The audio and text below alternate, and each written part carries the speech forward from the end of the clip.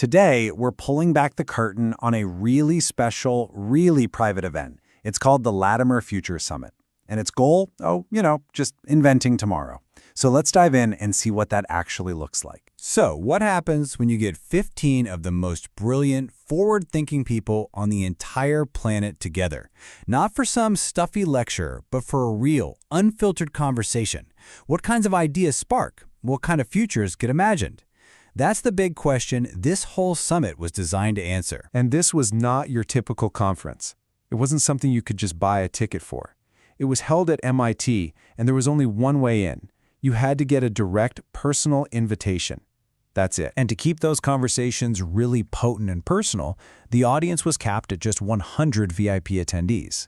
The goal wasn't to broadcast to thousands. It was to build a space for deep, meaningful connection and exchange. So why all the secrecy? Why such a small, curated group? Well, the mission was to build a true safe space, but not safe from difficult conversations. No, it was about creating a space that was safe for the kind of huge, ambitious, world-changing ideas that really need room to breathe, to be challenged, and to grow. And this quote really gets to the absolute heart of their philosophy.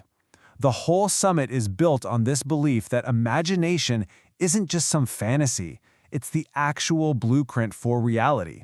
So the goal was to get the people who live and breathe that principle all in one room. See, it wasn't just about dreaming, it was about building.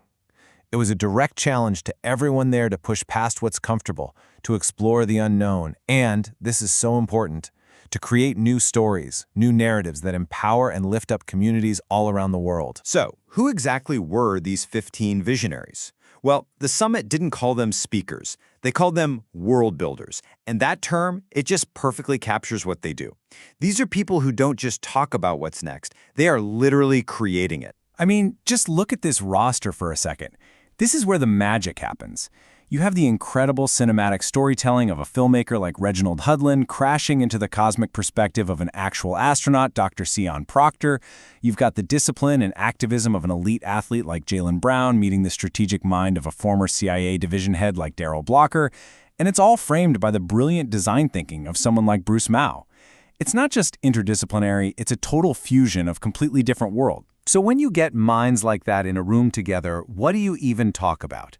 Well, you don't do small talk, that's for sure. You go straight for the big questions, the fundamental challenges that are going to define the next few decades for all of us. Here's a peek at what was on the agenda. First, they tackled world building head-on. And the core idea here is so cool. It was all about using science fiction, not as some kind of escape, but as a serious tool. Like, by imagining totally new societies, new technologies, you're essentially creating a sandbox to design and prototype positive black futures, totally free from the constraints of today. From there, the conversation shifted to learning.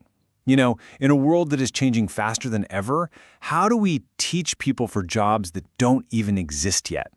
Innovators in tech and design really led the charge on this one, talking about how to reshape education for adaptability, not just memorizing facts. Then the perspective went global, zooming in on the future of the relationship between Africa and America.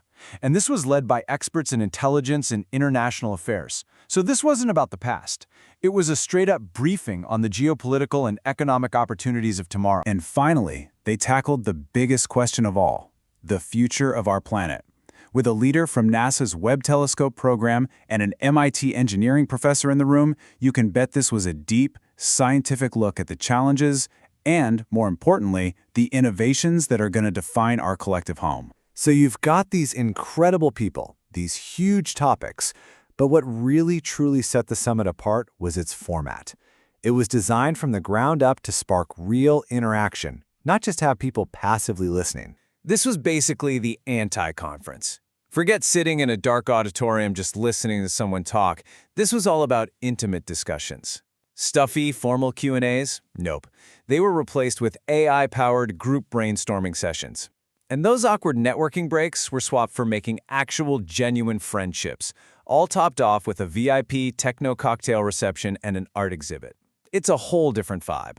The entire day was orchestrated to build inspiration. It kicked off with a welcome launch right in the middle of a photo exhibition to get the creative energy flowing. Then those deep dive talks fueled a hands-on AI-powered brainstorming session, turning every single attendee into an active collaborator. And the day didn't just fizzle out. It culminated in tech demos and a reception, making sure those conversations and ideas kept going long after the talks were over. If there's one single idea to take away from this entire event, it is this right here. The summit's core message is all about empowerment and responsibility. The future isn't just something that happens to us, it's something we build together. And it all starts with our imagination, but it has to be followed by our actions. Which, of course, leaves us with the most important question of all, one that extends far beyond the walls of MIT. After seeing what's possible when you get these visionary minds together, the challenge is really passed to all of us. So the real question is, what future will you help create?